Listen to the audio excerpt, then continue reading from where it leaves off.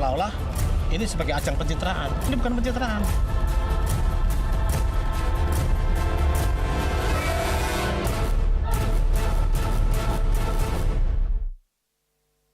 DPR kini pecah kongsi soal dana aspirasi DPR sebesar 11,2 triliun rupiah atau 20 miliar rupiah per anggota DPR yang diusulkan oleh DPR sendiri.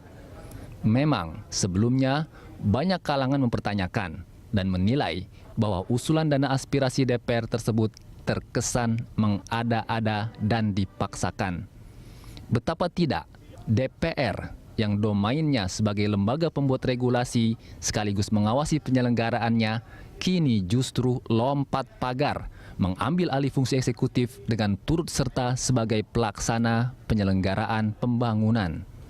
Memang tujuannya mulia untuk pemerataan pembangunan, tetapi masalahnya, tepatkah jika lembaga legislatif yang melaksanakannya?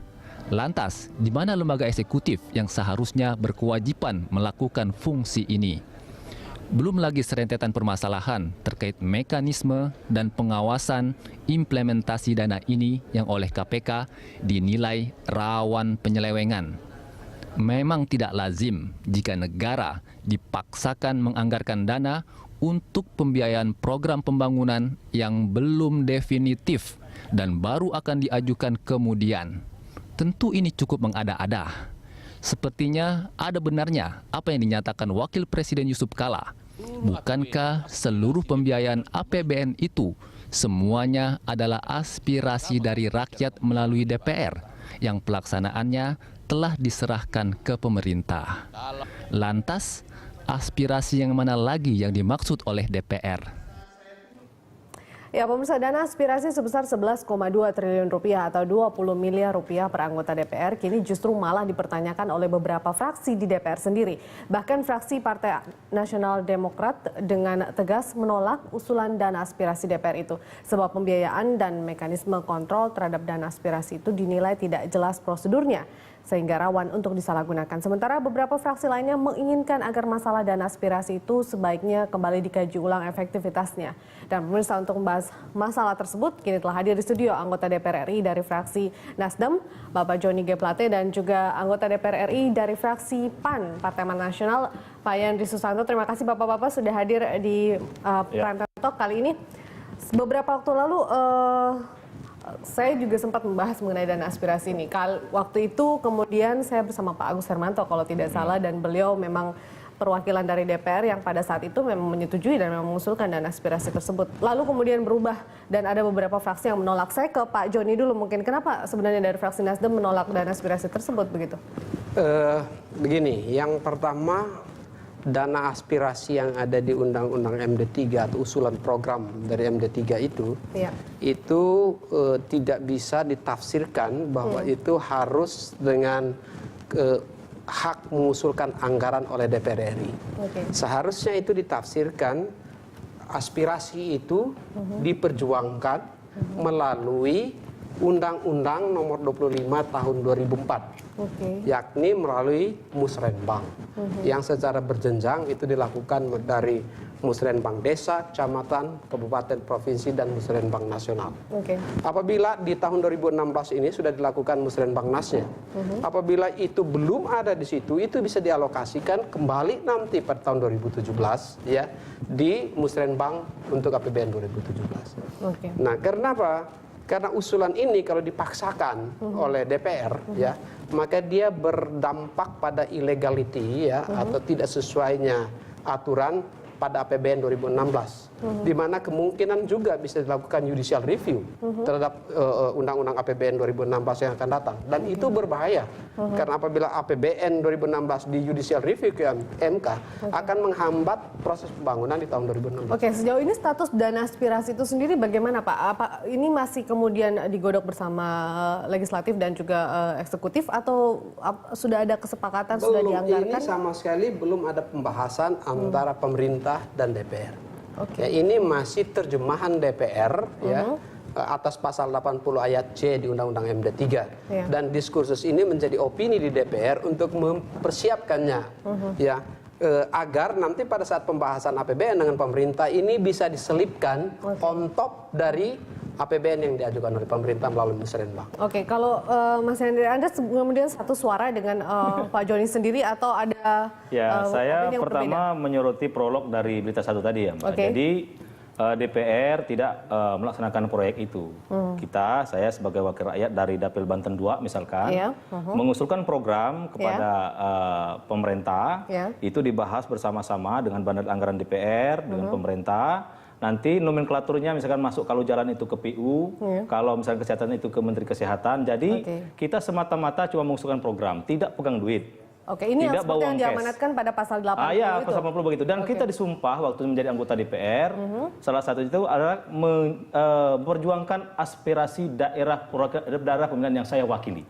Nah, jadi prinsipnya kita selama ini, contoh di daerah saya itu, banyak sekali yang belum tersentuh pembangunan. Mungkin banyak sekali selama ini anggaran itu, Pak John, copy paste. Jadi misalkan kalau jalan itu aja yang diperbaiki, misalkan Pantura itu tiap tahun direhab terus. Sementara mungkin ada sisi lain, jalan yang nggak pernah dibangun.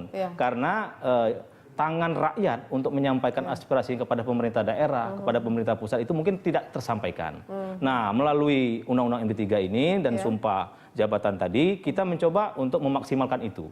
Menurut saya salah juga kita kalau tidak memperjuangkan aspirasi daerah kita. Nah, tapi masalah uang, berapa harga jalan itu, berapa harga bangunan itu, kita nggak ikut campur. Kita akan memperjuangkan itu, nah masalah spek, tendernya bagaimana, kita ikuti peraturan perundangan yang ada. Dan itu adalah domainnya pemerintah. Kita hanya mengawasi. Jadi kita murni mengajukan usulan aspirasi yang selama kita reses, banyak sekali aspirasi. Tapi saya pernah gini, enggak, benar Mbak Purinka. Saya di daerah itu, di daerah Serang itu, Pak John, ada jalan itu yang hampir 20 tahun nggak pernah dibangun. Akhirnya 2 minggu sebulan yang lalu saya yang bangun. Karena diajukan ke wali kota nggak pernah itu kan. Nah, saya sendiri 1,5 kilo. Nah, yang begini-begini menurut saya perlu sentuhan dari wakil rakyat yang memang mewakili daerah itu. Tetapi sekali lagi kita tidak boleh pegang uang 1 sen pun. Kita tidak boleh cawe-cawe terhadap proyek ini. Mengenai Jadi nominal 20 miliar per anggota itu bagaimana hitungannya? itu kan masih perdebatan. Ya kan intinya kan gini, kita ingin mengajukan program berapa nanti itu kan terserah pemerintah. Disetujui berapa harganya kan kita nggak tahu juga. Tapi kita ingin menunjukkan bahwa kita ini peduli dan menyerap aspirasi yang selama ini dianggap DPR itu tidak punya gigi, tidak punya kesungguhan oleh rakyat untuk memperjuangkan daerah aspirasi pemilihannya itu. Nah, kalau ini yang misalkan di follow up secara serius, tapi sekali lagi DPR tidak pegang duit, tidak bermain proyek, saya kira ini sangat mulia loh. Oke. Gitu loh. Kenapa? Tunggu dulu, Pak Joni. Tapi kenapa tidak dimasukkan dalam program kementerian terkait saja? Ini yang mau diluruskan dulu. Ya, yang pertama bahwa memang menjadi tugas dan kewajiban anggota DPR ya sesuai undang-undangnya untuk menyalurkan aspirasi dapilnya. Itu kewajibannya. Yang menjadi persoalannya cara penyaluran aspirasi. Apa penyaluran aspirasi melalui paripurna DPR? Ya, yang sebagaimana ini yang direncanakan ini dan aspirasi ini usulan program pembangunan daerah pemilihan ini atau aspirasi itu disalurkan melalui Undang-Undang Nomor 25 Tahun 2004. Yakni apa? Melalui musrenbang eksekutif karena ini domain eksekutif.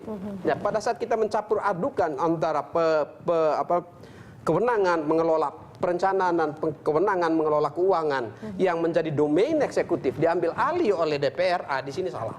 Ya, yang pasti bahwa memperjuangkan aspirasi dapil itu harus. Cara memperjuangkannya dan jalur perjuangannya itu harus sesuai undang-undang. Tidak bisa diambil bypass ya yang lalu nanti berdampak pada apa? Berdampak pada perencanaan yang tidak matang, berdampak pada pengawasan yang beradu. Pak John dan Mbak Purinka. Ini yang harus betul. Kita juga mendengar dan menyalurkan aspirasi. Saya secara pribadi punya pengalaman empiris itu.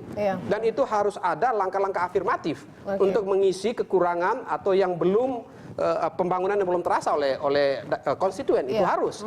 Cara melakukannya ini betul-betul 100% domain eksekutif. Tidak boleh oleh legislatif. Betul, saya setuju itu domain eksekutif. Makanya tadi saya bilang kita tidak menyentuh anggarannya. Kita kan mengajukan program. Kalau misalkan dilihat dari tata cara peraturan DPR tentang aspirasi dapil itu runtut sekali kok. Dan saya berkesimpulan dari tata tertib yang dibuat oleh DPR itu, kita sama sekali tidak mengambil domainnya pemerintah, tidak. Jadi misalnya kita usulkan kemudian nanti melalui praksi disinkronisasikan, kemudian melalui pimpinan DPR, baru nanti dimasukkan ke badan anggaran, dibahas sama-sama pemerintah. Kalau pemerintah nggak setuju juga kita nggak maksa. Gitu loh. Jadi sebenarnya Pak John ini tinggal cara pandang kita aja. Tapi sekali lagi saya juga nggak setuju kalau misalkan DPR itu ikut terlibat langsung untuk mengatur proyek, itu nggak boleh. Tapi kalau mengajukan daerah pembangunan ini yang prioritas ini, saya kira itu nurani kita harus bicara juga. Namun sekali lagi kita tidak boleh cawe-cawe dengan proyek ini. Baik, satu hal ya. Sebentar, satu hal yang saya khawatir. Tadi Pak Yandri menyampaikan ini bisa di-insert ya, di bypass masuk pada pembahasan tahap akhir APBN. Ya, pada saat program 11,2 triliun ini dibahas dalam waktu terbatas dan tergesa-gesa, ini bisa terjadi kecelakaan perencanaan. Dan ini bahaya. Peruntukan bisa tidak tepat. Ini saya usulkan KPK, Kejaksaan dan Polri dilibatkan, Pak Jo. Oke, kita masih punya banyak waktu. Bapak-bapak, kita akan lanjutkan perbincangan di segmen berikutnya. Pemirsa tetaplah bersama kami di Prime Time Talk.